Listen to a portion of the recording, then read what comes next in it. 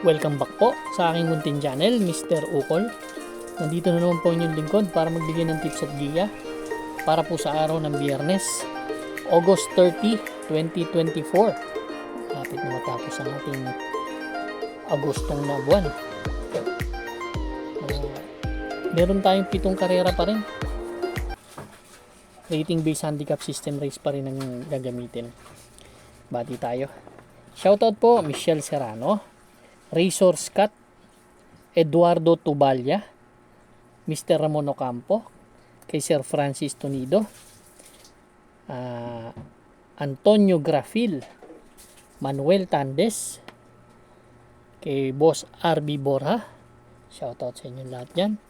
Sa Dangay OTB, kay Boss Chris Garcia. Yan. Kila Sir Carmelo Garcia at kay Sir Rene Nieva. Shoutout sa inyo lahat dyan. Start na po tayo. Race number 1 po. Ito po yung start ng winner take all event, covers races 1 to 7. Ito meron tayong 6 na kalahok, no? Distansya natin 1,200 meters. 5 split placer tong grupo na to. Dito ang first choice ko yung entry number 6 na si Chase the Gold. Si Chase the Gold, ang huling takbo nito, ito lang last August 24. Ito sa mahabang distansya, Kalahani Rider. Nagtala lang na 131.2. Pero tingin ko, parang siya kasi mauuna dito sa laban na to. May magandang takbo pa to kala Watch Bell. Doon sa maiksing karera. Kaila Primero Soldado, dumating to ng pang-apat. Nagtala ng 1.17 media, pero may best time tong 1:16.4 nung nanalo to kay Honey Rider last June 28. Nga gusto ko kasi parang magsi-ship talaga tayo sa tema ng pista ngayon. Medyo matigas ang pista, kaya medyo kakampi ako ng konti sa mga dibandera. Second choice ko yung Victorious Passion. Ito naman may 1.16 naman to. Ito inconsistent, pero nakikita ko naman na pwede siyang manalo sa laban na to dahil may isang biglatod, maiksi karera. Kaya race number 1 po ang first choice. Entry number 6, Chase the Gold. Ang second choice ko number 4, Victorious Passion. Good luck po. Race number 2 na po tayo, bayang karerista. Pick 6 event, covers races 2 to 7. Dito meron tayong 10 kalahok, but 9 in betting options lang. 1,400 meters na distansya, 6 to 10 split itong grupo na to.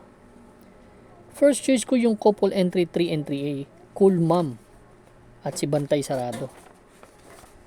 Ito si Cool Mom, ang huling takbo nito, pang-apat dumating, nagtala lang ng 132 doon kay San Mon Lake, pero may 1.28 yan. Galing din sa 11 to 15 split to Ganon din yung kakampi niya, si Bantay Sarado, may dalawang 1.28 media yan sa 1,400 meters Huling takbo pa nga niyan, pang-apat dumating kila Aphrodite Aliana, nagtala ng 128.5. Kaya medyo lamang sila sa prueba itong couple entry na to. Kaya yan po ang first choice ko. Second choice ko yung number 8 na si Munich. Dito naman wala akong nakikitang medyo talagang kukuha ng harapan baka may magandang takbo rin to si Munich.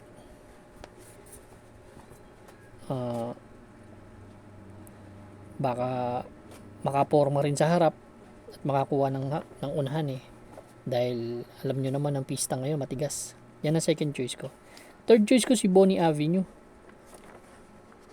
Ito naman si Bonnie Avenue, tercero dumating, 131 ang tinala. Doon nga kaila San Mon Lake last August 21. Pero may 129.2 rin yan sa 1,400 meters. Kaya race number 2 po ang first choice, couple entry Cool Mom and Bantay Sarado. Second choice number 8, Munich. Third choice number 9, Bonnie Avenue. Good luck po. Race number 3 na po tayo, bayang karerista.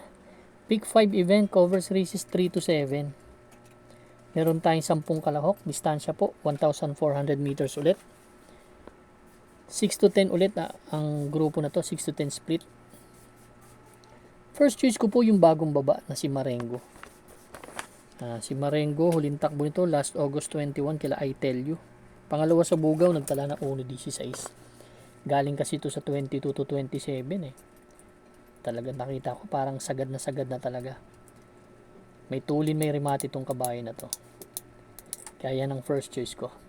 Second choice ko yung number 5 na si Within Reach. Ito naman si Within Reach. Mas magaling kasi ito pag 1,400 meters ang karera. Palagi yan tumitimbang. Nasigundo nga kay isang beses kay ano yan eh, kay Sundance. Nagtala siya ng 1.29 doon. Pwedeng mauna siya dito, makabuo ng ere. Kaya yan ang nababasa ko dyan. Pero kung may mga kursunada pa po kayo, pwede kayo magdagdag. Pero ako, ang first choice, entry number 10, Marengo. Second choice, number 5, Within Reach. Good luck po. Race number 4 na po tayo, bayang kararista. Ito naman po yung Pick 4 event, covers races 4 to 7. Meron tayong siyam na kalahok dito. Distansya po, 1,400 meters. 11 to 15 split naman itong grupo na to. Dito naman, kung mapapansin nyo, napakaraming bandera, no? Di banderang kabayo. Real Equity, Double Happiness. Ganun na rin si Windstorm, si Don Pedro. Ang first choice ko po dito, number 4, na si Laguna de Bay. Si Laguna de Bay, galing to sa panalo. Last August 14 lang. Tinalo nito si Glenda's Magic dun sa 1,400 meters, 130.5. Pero may 128.2 yan. Gusto ko lang sa kabayan na to kapag nanalo kasi to, sunod-sunod din. Tingin ko nasa kondisyon to. May isang bigla kasi to baka maglutsaan sila tapos antabay lang sa likod nila, biglang chumak dihado to. Kaya yan ang first choice ko, si Laguna de Bay. First choice yan. Second choice ko yung Real Equity. Si Real Equity naman may 127.8 yan sa 1,400 meters. Maganda lang sa kabayan na to. Pwedeng isunod, pwedeng mauna. Pero tingin ko dito, pwede siya isunod. Ganda ng post position. Kaya yan po ang second choice ko. Third choice ko yung number 5, dihado ulit. Si Windstorm. Although umakyat ng grupo to, hindi ko alam kung baka ma-scratch to. Kasi galing lang sa 5 split to. Nandito na agad sa 11 to 15. Pero yung huling takbo niya, ang ganda kasi. Last August 18. Nagtala ng 128.4. 2.23 medya yung binitawan niya doon. Kaya tingin ko, pwedeng ito yung mauuna. Matigas ang pista, baka makachamba. Kung may mga kursunada pa po kayo, may nakikita kung may panalo rin itong 8 and 9. Pero ako, ang first choice ko, entry number 4, Laguna de Bay. Second choice number 2, Real Equity. Third choice number 5, Windstorm. Good luck po. Race number 5 na po tayo, bayang kararista. Last extra double and last daily double plus 1. Meron tayong 11 kalahok, but 10 in betting options lang. 1,400 meters na distansya, 16 to 21 split yung grupo na to. First choice ko yung bagong baba na si Veterano.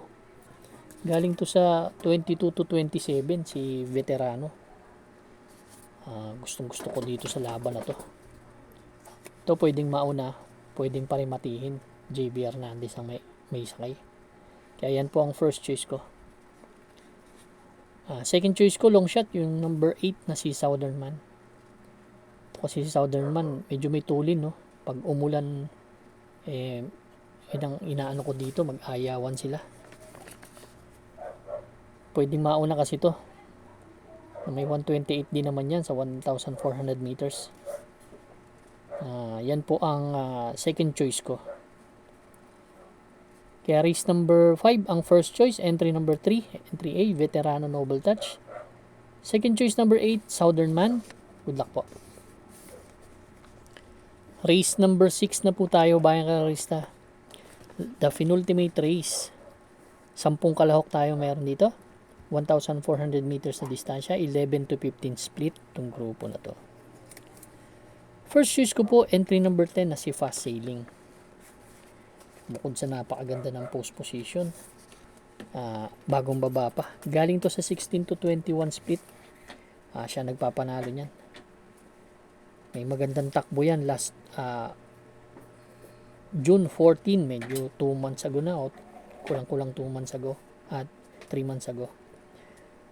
Segundo yan kay Take a Chance, nagtala po ng 126.8 yan. Yan ang favorite na post position niya, nasa labas. Hindi naman to, may tulin din naman to, hindi naman to maiiwan ng gusto dito. Kaya yan po ang first choice ko. Second choice ko, number 6 na si Kipitaki.